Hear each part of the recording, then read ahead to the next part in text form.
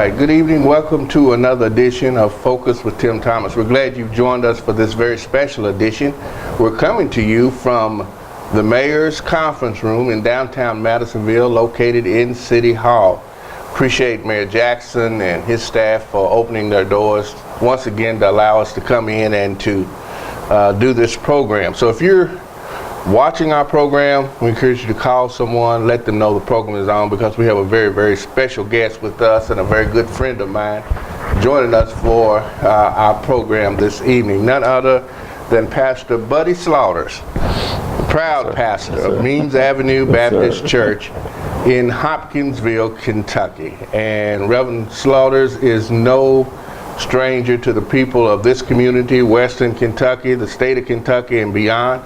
And we're here to talk about some really interesting things. Welcome to Focus. Okay, thank you. Appreciate the opportunity to be here. Thank you. Glad to have you. And a lot of programs that take place in our communities benefit young people and are a help to young people.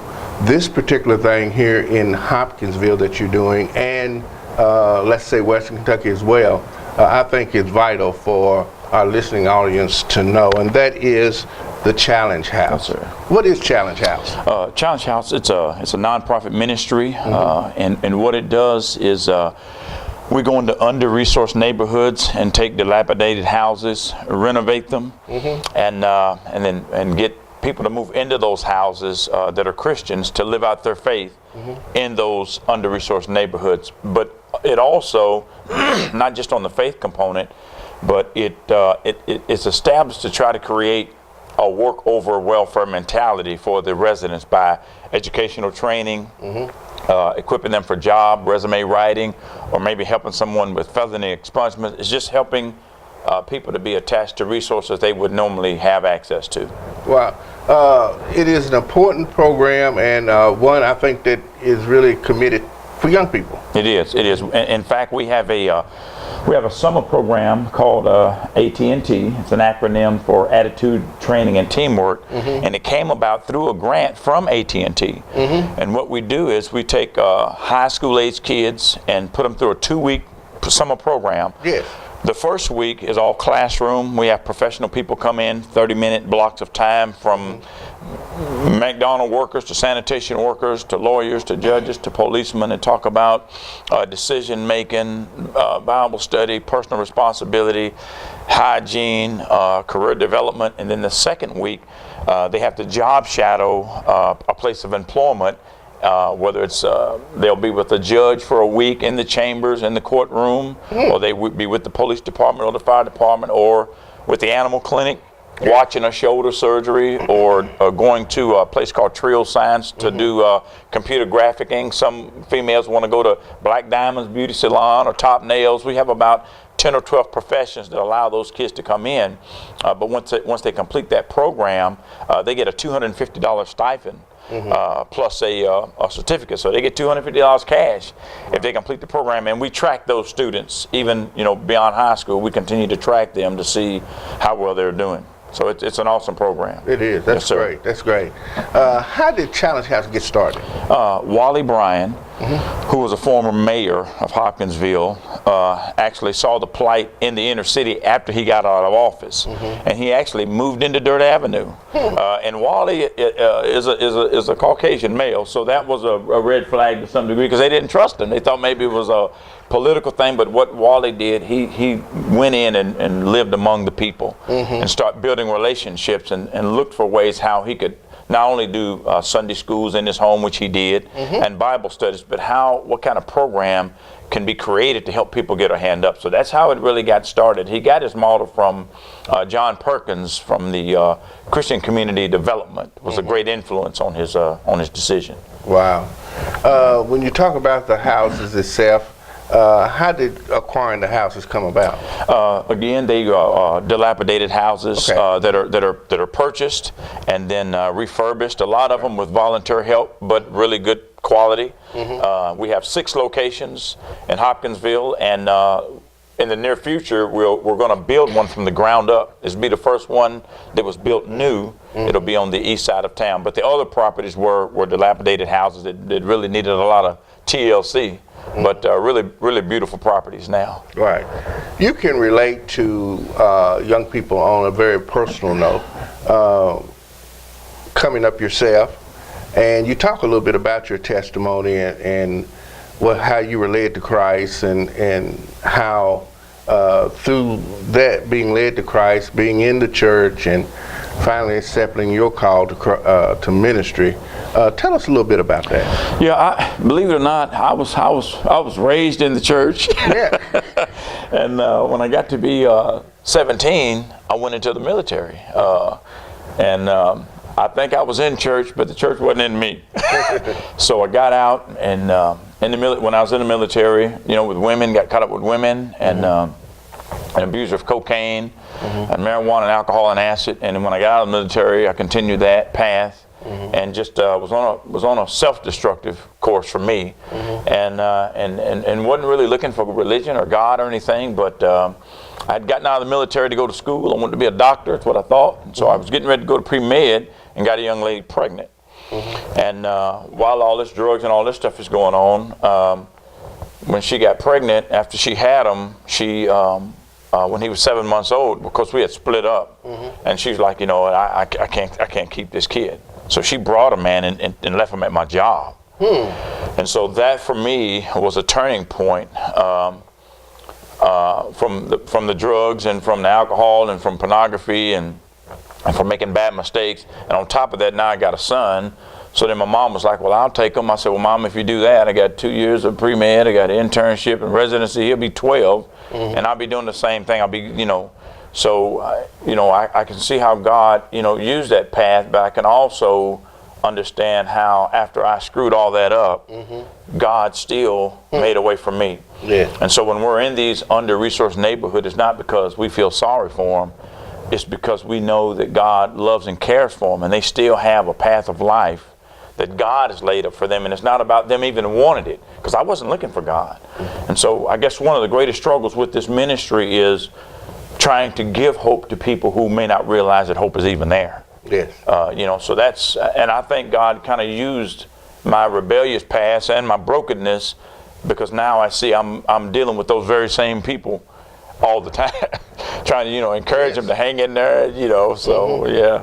But would you not say that God has a sense of humor? I would say. I would say. And maybe all of this, the path that you come leads you to this. Yes, sir. I think it may have been part of His plan. Yes, sir. I do too, because if I had stayed in the military and if I had, went to med school, I wouldn't be here. And not just for that, but pastoring the church, and then with Challenge House, and then a chaplain for the police department, and a chaplain for hospice. And all of those jobs are tied in with pain. And so if I wasn't here, I don't know the thousands of lives that God has allowed me not to affect for me, but just to meet and be a source of comfort for. If I hadn't, if it had went my way, then I wouldn't even be sitting here talking to you. Yes. So I do see that that's God's providence, even though it was a lot of negative. But you look, Abraham committed adultery, and David murdered somebody. He slept with his wife and he killed her husband. Yeah. So God uses Rahab, prostitutes and whores. He used them. Now I'm not condoning that, but I'm just saying, God uses it as part of His. If you had told me when I got out of high school, when you get in your 40s, you're going to be a pastor, I said, you're crazy. I wouldn't even know that I'd be in church. But I do. You're right. I do believe God used that purposely to get us to where we are today. Right. Yes, Means Avenue, growing church. Yes, sir. Church of faith, and one that is committed to the inner city. Yes, sir. Bringing people to Christ. Yes, sir. Our church is right in front of the projects in Hopkinsville, right in front of our Pennyral Apartments. When I first got there in 2006, there were 7 people there.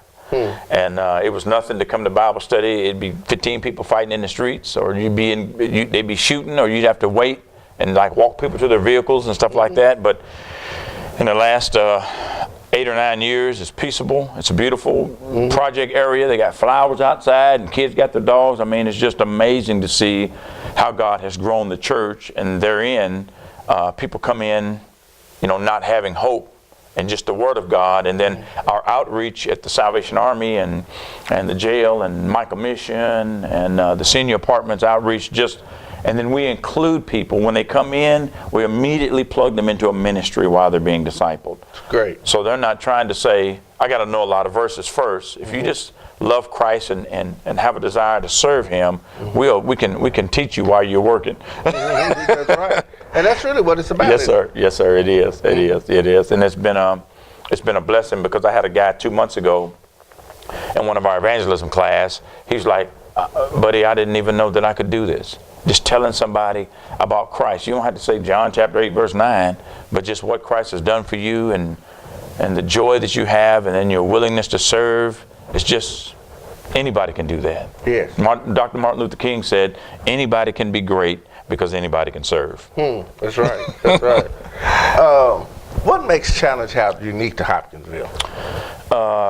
We have done some research. There's no one else in the country that has that particular model, and it's directed at the inner city. That kind of makes it unique. And also, there are African Americans and Caucasians that are living in the Challenge Houses. But what really makes it unique is each Challenge House sets their programming based on the needs of the neighborhood. A lot of agencies go into a neighborhood and they say, this is what the neighborhood needs.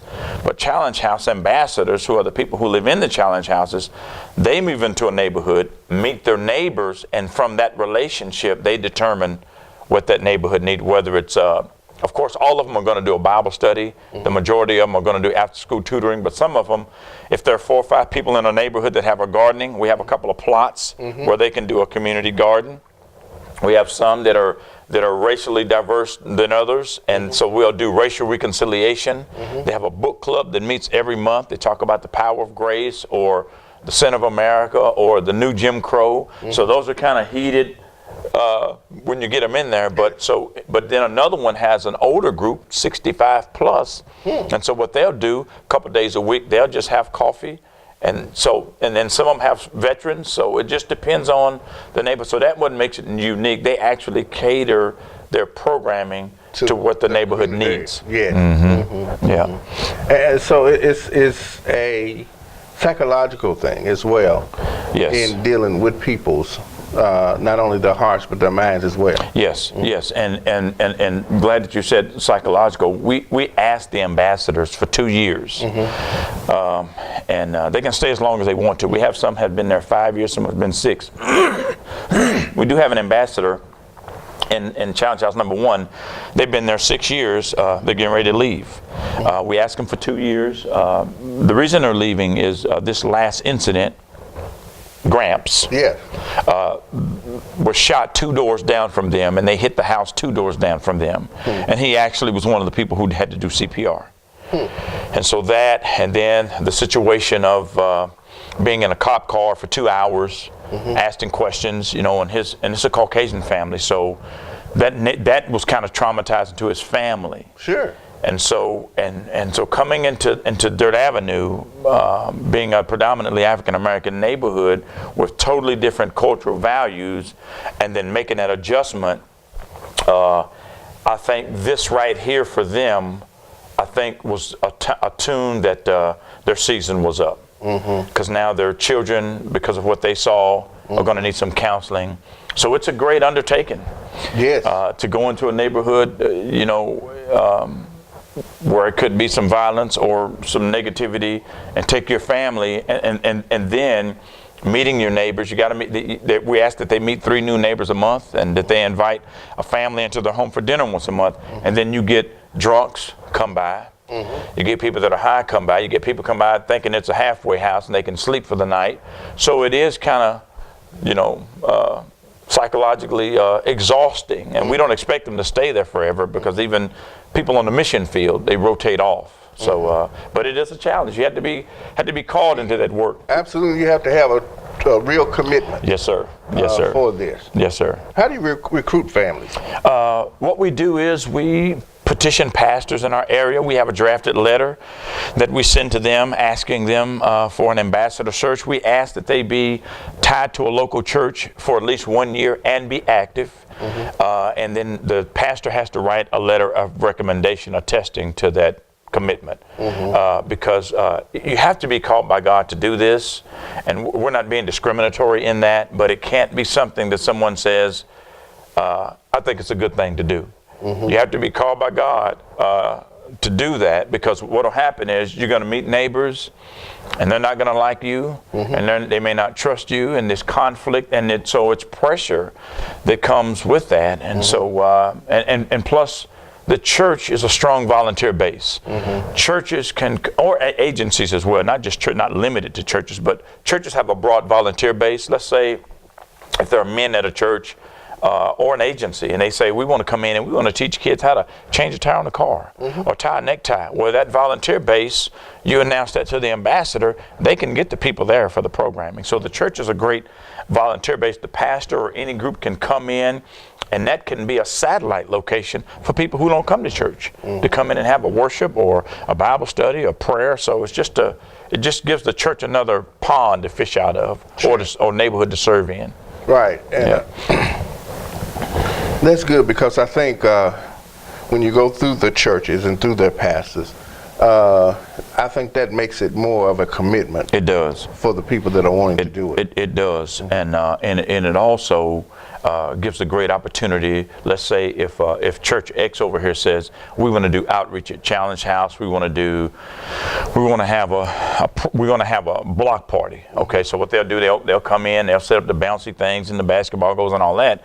Well, now you got people from the church that's never been in that inner city community coming in, meeting these kids, meeting these families, praying with them, and then right in the middle of that event, the pastor or an officer of the church can present the gospel. And then you can do that, and you can get names and contacts, and then you go back to your activities. But they would have never gone into that neighborhood and met men and women that are in those neighborhoods. And so when you see that, it's different when someone tells you. Sure. But when you go and see that brokenness or poverty, and when you see that and see that they're just people. Yes. Just either mistakes they've made, maybe their parents made, whatever reason, but then just to go in there and to see their graciousness and say, hey man, he's just like me. I mean, their kids are just like my kids. Yes. I mean, they need to go to school, they need to work, they need to eat, they need to be fed, and if their parents are making bad decisions, then this is a way we can come alongside and mentor. So I mean, it just kind of morphs, as more churches and agencies get involved. Right. Yeah. Prayer is the key. Yes, sir. And really the foundation to this whole thing, isn't it? Yes, sir, it is. And we meet with our ambassadors the third Thursday of every month, and do discipleship training and prayer, and we do a devotional, just so that we could, because we have to keep them equipped and keep each other equipped and prayed for, and we have to remind ourselves the reason while we're doing this. The conversation that I had with the gentleman that's leaving because of the incident, I said, I appreciate your service, and I said, I don't want you to feel guilty. You're making a decision for your family. That's your responsibility to take care of your kids and your family. And I said, but I also want you, as you and your wife depart in your family, I also want you to remember that everybody can't leave. The family's got to stay here. Yeah. They got to deal with that. They got to see the chalk on the road. So just keep that in mind. And I didn't say that to make him be upset. Right. I just wanted to remind him, we appreciate your service. Just remember, the car that the house hit, they can't leave. They got to still live there. So, I mean, you're blessed, and I understand if that pressure is causing you to leave, but just stay prayerful for the families that this is every day for them. Yes. We've had another house last year, 2 cars drove by their house shooting at each other. And their kids were upstairs, and they had brass in their grass in their yard. Wow. So that's a reality of the world, that we live in. But the sacrifice and commitment that these ambassadors have to move in there and say, hey, I'm in it until the Lord says otherwise. Well, being in the thick of it is... it changes things. Yeah, absolutely. It changes things. It changes things. it's more than a notion, and I It think is. you really have to have a strong constitution. Yes. So I think you can understand Yes. Yes. how they may feel. Yes, and I told him, like the other ambassadors, it's always your relationship with God, man, is first. Then it's your family or ministry. It's then your family, and then church and ministry.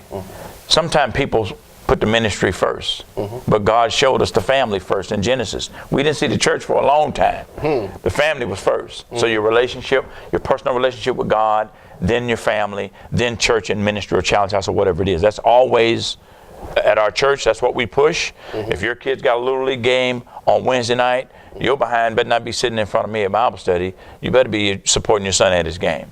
So we told the family in challenge house one, if you're number one for you, he's got PTSD already. I said, but if your children are struggling and your wife, you guys got pressure, I said, then it's time for you guys to move on. It's time to move on. Don't stay here out of loyalty or commitment to me or to Challenge House. Your primary responsibility, other than your relationship with God, is your family. So get your family back into a normal course of things where you don't have people. I said, you guys can still come to events and stuff like that. I said, but you have responsibility, man, take care of your family first. True, Yeah. true. When you talk about the Challenge House and the ambassadors, and when you try to bring these ambassadors on, here in other communities, such as Madisonville, Hopkins County, I know this is geared right toward Hopkinsville, Christian County, correct? Right. Yes, sir.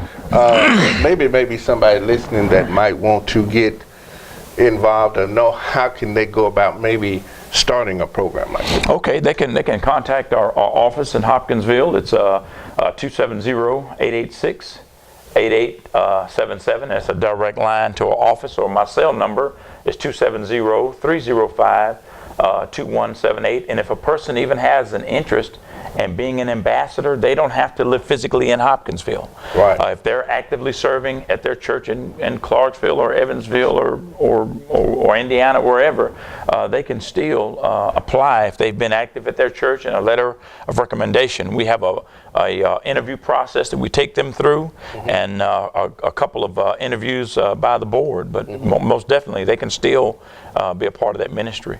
Great, great. As we look forward to the summer months, I know that you have that program that you were speaking of that brings in other young people, and different ones will come in and speak. I'll have an opportunity to be a part of that. Yes, sir. You know, we're excited about that. Still openings for that? Yes, they are, and we'll have about. They have to be high school age kids, have to be in the 10th, 11th, or 12th grade. It can't be an 8th grader, because some of us got over us on it. When I first started, they got over on me because we said high school. And some of those kids were 8th grade going into 9th grade. So technically, they were high school, but they had not been in the high school. So has to be someone that was in high school this year, right, going into the 10th, 11th, or 12th grade. We graduate about 60 kids. We average about 17 to 22 kids per class, and we'll do 3 sessions this summer. And that's about a $15,000 project to do that for the summer, because we feed them during the day and everything like that. But it's a really great program. It's a really great program. And when is the start and end time for that? The first class is June the 11th to June the 14th. The second classes are in July, and I don't know the dates right off the top of my head. We do have one in June the 11th, and the last 2 classes are 2 weeks, 4 weeks in July. 2 separate classes in July. Great, great. Yeah. Family man, committed family man, your wife, kids. Tell us a little bit about that. I am married to April Slaughter, and we have been married for 21 years. Wow. Been together for 26. Wow. We have 3 children and 4 grandchildren. Oh my goodness. And our daughter is supposed to have her baby today or tomorrow. Are you serious? Yeah. Right now? Well, Our let's daughter. hurry up and get this thing right. Yeah. Our oldest daughter is our only daughter rather. She just turned 28. Her and her husband have 3 kids and getting ready to have a 4th. Our oldest son is 27. He lives in Clarksville. He has 1 son. And our youngest son, Isaiah, is 17. He graduates this year. So, yeah. I see him around his mom a lot. Yeah, he's around her a lot. Yeah. She's a school bus driver, so she likes kids, and she's been driving for 11 years. And she teaches the youth Sunday school at our church. So she loves kids, and she's a big part of Challenge House ministry, because really it's our ministry. It's the same. Right. Whether it's at the it takes a committed partner. It does. For this. It does. That is not only that, but a prayer partner. Yes, sir. It does. And I don't think I would be. I know God has blessed me to be able to do it, but my wife has been such a blessing and a support, because she, if I can say this the right way, she lets me be what God wants me to be. And I'm not saying that from a permission standpoint, but she never says, you got to go again. What do they want now? I mean, because people can call me anytime, and I have restrictions on when I answer my phone, but she's never made it difficult for me. That's a blessing. Yeah, it is for me to be in my calling, whether it's Challenge House or the church, either one. It's been a great blessing. That's the way the Lord works. Yes, sir. That's the way. Yes, sir. Our producer here, Gwen, she is actually going to be a grandmother again. Okay. She just found out that she is having a granddaughter, right? All right. Well, congratulations. Yeah. So wow. Things are happening. Things are happening. Here in Western Kentucky. Be remiss of me if I didn't mention your dad, because who went on to be with the Lord a few years ago. Such a committed partner with you in your ministry. When I met him, he was working hard there at the church, and at his passing, there was so many people that came out. And I think that speaks well of what the life he lived and how he wanted to see you succeed. Yes, sir. Dad was my biggest supporter. He really was. And actually, he worked for the railroad for about 34 years, and he actually lived in Madisonville for 15 years. Wow. He lived, at first they lived at North Street Apartments. Yes. And then the school bought them, right, I think. And then from there, they moved to Doe Run Apartments. Wow. Right there at the freeway. Yeah. The apartment on the bottom to the left, the first apartment, lived right there. Sure did. And then he left Madisonville the last 5 years. For whatever reason, they moved him to Nashville. And he retired out of Nashville for 5 years, and actually when they moved back up here, it's really odd, because my dad, I remember when my dad was a kid, I remember him. He was a deacon at a church in Kelly called Bethelberry. And my dad got away from church, and the only time my dad went to church was weddings and funerals. If somebody got baptized, he would drop them off, drop my mom off, and then come back and get her. Wow. And then when I was called into the ministry, he would come every time I preached. He would come. And then when he retired, they was gonna get a new home. So it took him about 2 years to get that together. So he was like, me and your mom want to know, can we stay with you guys for 6 months? I was like, well, yeah, Daddy. Yeah. It ended up being 2 years. Yeah. But during that 2-year period, we, Bible study in church, and then people from our church were always at our home. When 4th of July, Christmas, Thanksgiving, whenever, if we have people from our church that don't have family, we would always invite them to our home. So my dad was like, who is that? I said, he's just so-and-so, he just got out of prison, and so who is that? Well, they moved here, they're from California, and they don't have family. So that was all the time, and then, and my family and I, we read the Bible, and we prayed together every day. And he saw that. Nobody left the house if we didn't pray together as a family. And so after about that 7th or 8th month, I look up one Sunday, he's at church. And for the next 5 or 6 years, until he passed, he never missed. Evening service, Bible study. We have a boot camp for kids in the summertime at church for 2 weeks. He was there every day. Throughout the year, we have that same program on the 2nd and 4th Saturday from 1 to 3. He was the first one there and last one to leave. So it's really weird, because we were somewhere, and he was like telling somebody, let me introduce you to my pastor. And he was like, man, he awful young, ain't he? And he's like, and it's my son too. So I see how God, you know, and then after the funeral, you know, even though he was out of church, and this is why I try to encourage people that God is not away from you, even if you're away from him. Daryl, what's his last name? Daryl Lynch. Yes. That's a good friend of my dad's. And after the funeral, he came up, he says, man, I want to tell you, he said, you know, Derby Day, you know, bike rallies and stuff like that. He said, over the years,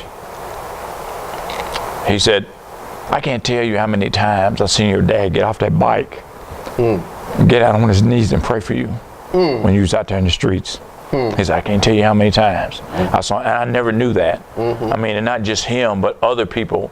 You know, my dad kept a book, man. He took people to the doctor and gave them money. I mean, it was just amazing.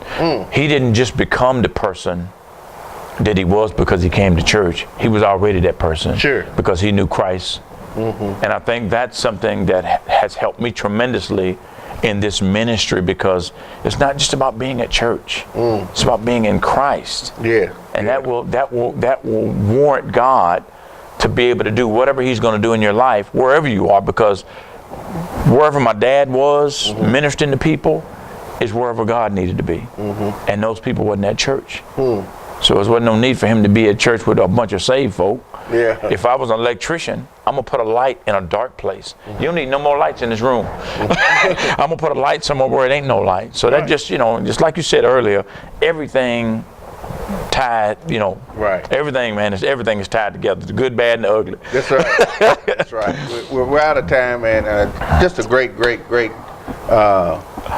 time of speaking with you, conversation. Yeah. One last question: what can people do to help with Challenge House? We asked that they would specifically pray for Challenge House, pray that the leadership would have wisdom as we continue to move forward. Pray for our ambassadors, that they would have the strength to make the sacrifices that they have been making, and pray that God would raise up more ambassadors. Pray that we would be able to secure more properties.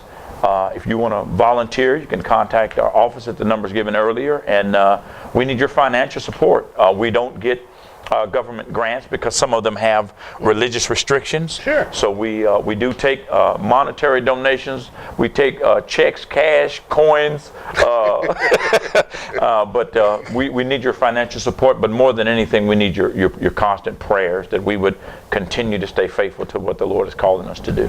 We're going to put on the screen your contact information, your address, for people that might want to send a tax-deductible donation. Okay. To support this, because Okay. it's not about supporting you, but it's about supporting Yes, sir. kids, helping Yes, sir. young people and adults that are challenged and need to be helped. Yes. Yeah. Need yeah. to be helped. Yeah. Reverend Slaughters, thank you for being Yes, with sir. us. Thank you, brother. I appreciate you so much. Appreciate Thank you and Yeah. appreciate your friendship. Look forward to working with you in the future and seeing this thing progress. Right. Yes, sir. Yes, sir. Deeper depths in Christ. Okay. And this is our first television interview. How about that? I think he did well. Yeah. He did good. Yeah, He thank did good. We've been talking to the Reverend Buddy Slaughters, the proud pastor of the Means Avenue Baptist Church in Hopkinsville, Kentucky. If you'd like to just come by and be a part of his worship experience, what are the times? 11 a.m. on Sundays. We're located at 143 Means Avenue in Hopkinsville, Kentucky. Our Bible studies are Wednesday nights at 6 o'clock, and that's for youth and adults. I encourage you to stop by and let him know I saw you on Right. Focus, and I wanted to come in and be a part of your service. You've been listening to Focus with Tim Thomas. Join us again for another edition of our program in just a few minutes. The next program that you'll be seeing after this will be with the Honorable Judge, Hopkins County Judge Executive Donnie Carroll, who is retiring, and we're going to be talking with him in just a few minutes. By all means, keep sharing the dream.